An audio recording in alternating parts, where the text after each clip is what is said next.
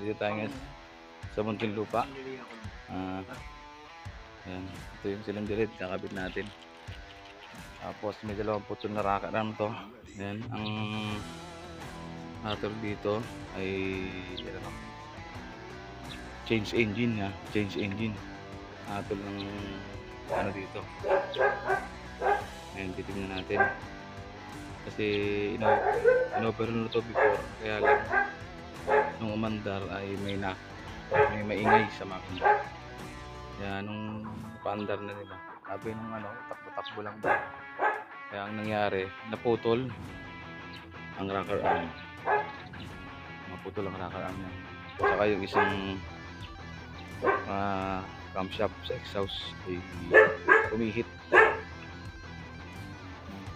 Ito yung bago nating camshaft. Ito yung nawala sa allen guys.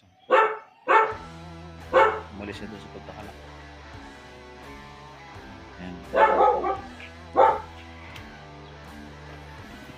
So ayan na nga guys, no? Ayan, nakikita na natin yung camshaft. At yan, ginamitan natin ng timing tools. Yan, maganda sa baba, sa may crankshaft. Ayan. Ayan. Papaanda rin na natin ito pag nabuo. Sunod tayo sa sunod na video. Ikabit na natin yung mga dapat ikabit.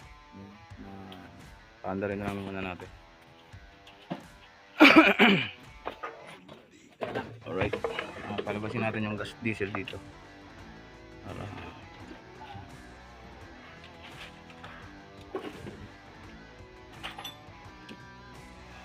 ayan nga guys, napanda na natin yung